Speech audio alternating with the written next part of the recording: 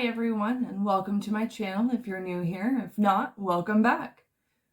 So today I want to share another tip with you that I have figured out through lots of trials and tribulations, how to figure out how much yarn that you need for your project.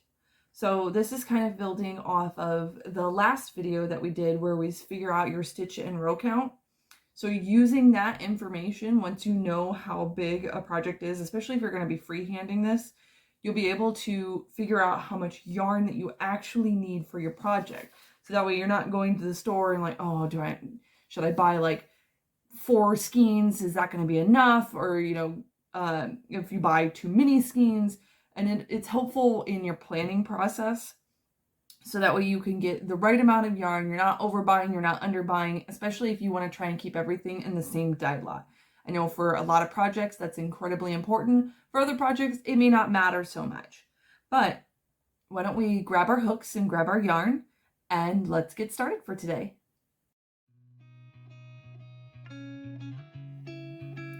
So to start this process, you need to have a swatch that's at least 10 stitches across and several rows tall.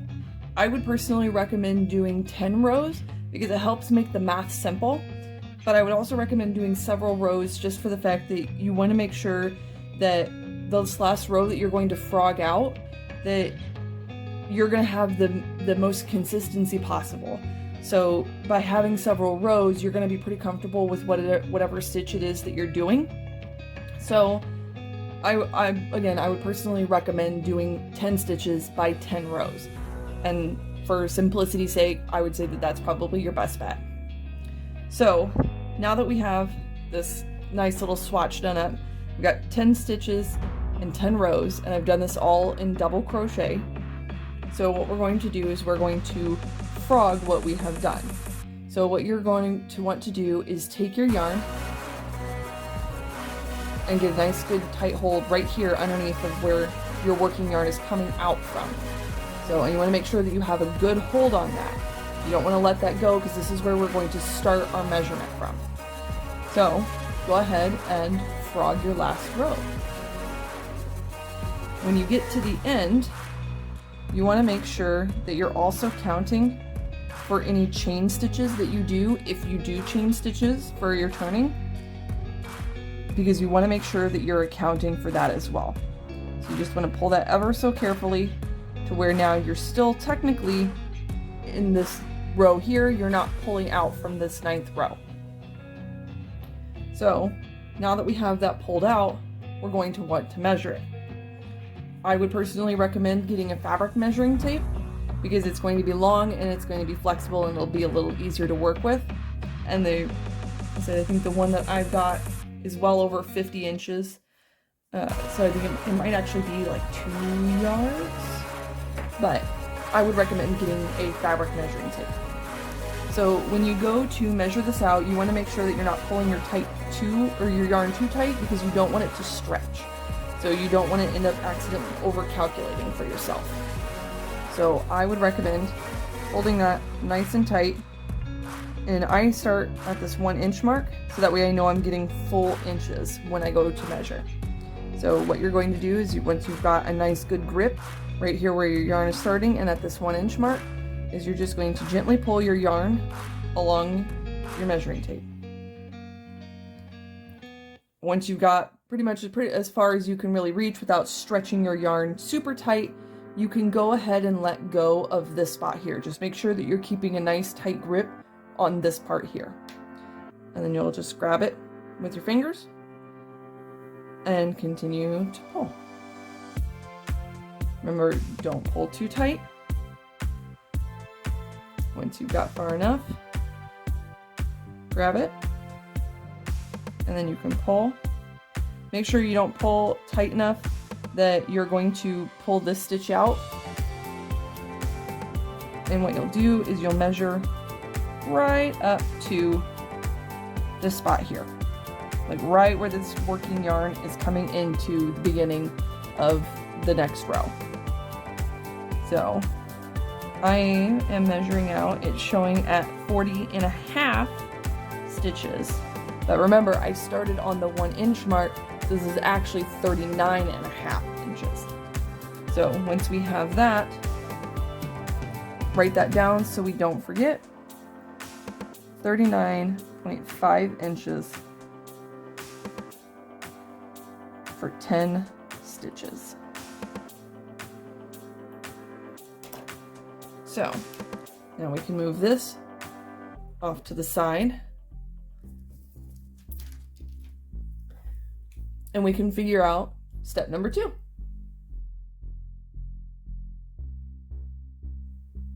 So step number 2 is where our last video is going to come into play. So you need to figure out how many total stitches that you need for your project.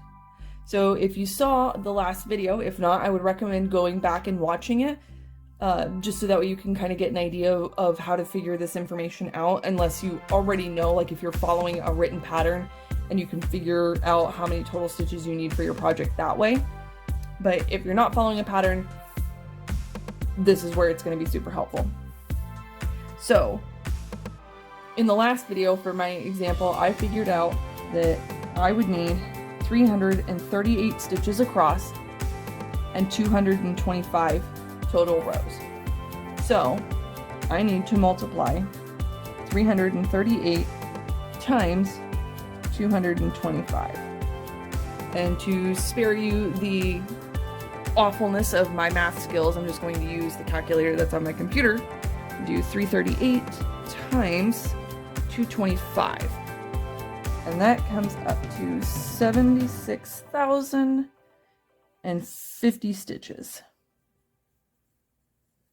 And that's for my entire project. Now, mind you, I'm also not counting the turning chains in that, because that was included in this measurement up here. And more often than not, when somebody writes a pattern, they don't count the turning chains.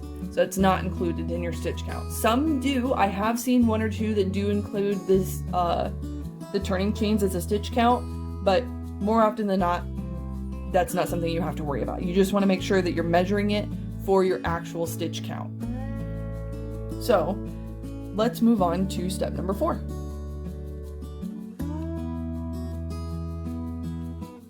So step number 4 is more math, and I'm sorry, but it's super simple, I promise. So you are going to do, for like my example, is 76,050 stitches and multiply it by what we got for row 2. So for each stitch, dividing that by 10 is 3.95 inches per stitch. Here's where I would say round up. It's a very small round up, so that it isn't going to make too much of a difference. If it was any less than this, or if it was any closer to like 3.5 or 3, depending on where it fell, I would round up or round down, depending on where it's at. 9 times out of 10 though, I'm going to round up because I would rather have a little bit more for my projects, just to be on the safe side. Nobody likes losing at yarn chicken. So from step number 2, we're going to multiply this 76,050 by 3.95 inches. So again, sparing you my math skills, we'll multiply that by 4. I said it was going to be 4. Let me correct myself here. By 4. So multiplying that by 4, I get 304,200 inches of yarn. Now, when you look at a yarn label, it's going to be in yards or in meters. So you want to be able to figure out from there. Since I've done my measurements in inches, I will be converting over into the yards. Now, if you wanted to do centimeters, like if that's what you use for your standard measurement is using meters and centimeters and stuff, you would do the same thing, but measuring it out in centimeters instead. and then figuring it out from there. I mean, it's the same concept, you're just changing the numbers that you're using, but your 10 rows and your 10 stitches is still going to be the same. It's just your math might come out a little bit differently if you're using centimeters versus inches. So from there, we are going to divide this by 36. So for step number 5, I'm taking 304,200 and dividing it by 36. Now, if you were doing this in centimeters for meters, you're going to divide by 100. But for figuring out yards, you're going to divide by 36 because there's 36 inches in a yard. So dividing that by 36, I come out to 8,450 yards of yarn. Now, once we have that number, we can move on to step number 6.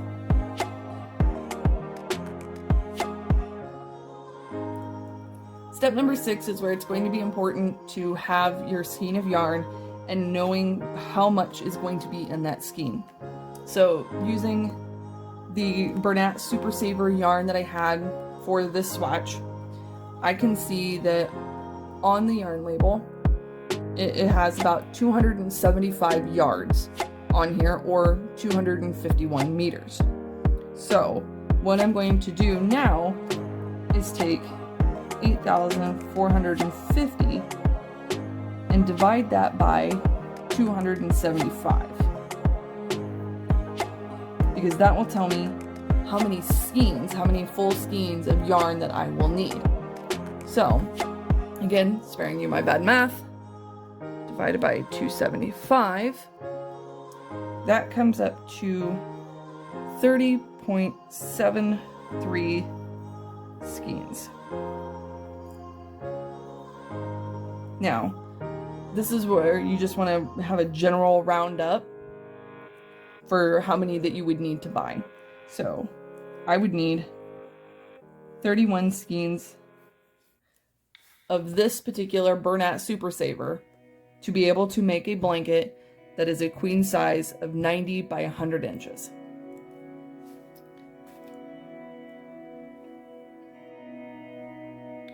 Now, if you wanted to be able to figure out how much yarn you wanted, is say you're doing a project that's like this tulip stitch here where you're using multiple stitches or multiple different types of stitches, or you're doing like a pattern but you're changing colors several times throughout, make yourself a swatch. I know we hate them all, but it's necessary.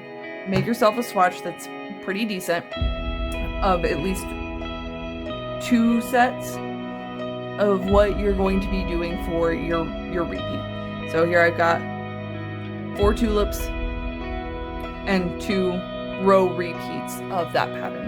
And you're going to be doing the exact same thing that you would have done before, except for now you're going to be doing that for several different rows.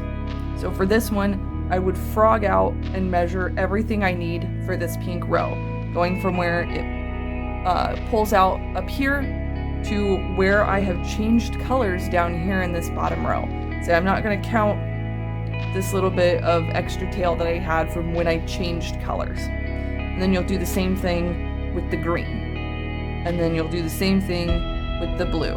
With this one, with the blue having 3 rows in here in the middle, what I would actually do is rip out just this top row and measure that and then multiply that by 3. So that way I know exactly how much yarn I would need for the row repeat that is a full 3 rows. So that way you're not having to rip out all 3 rows and measure all 3 rows out. It just makes things a little more simple. There is an extra step of math in there, but for the sake of ease and quickness, I would say just pull out that 1 row. So hopefully you found this video helpful. If you did, give a like. If you want to see more content like this, subscribe. I'm trying to come out with videos every other Friday. As of right now, we're just getting started. So leave a like, leave a comment, subscribe, do the things, press the buttons, and I will see you in the next video. Thanks.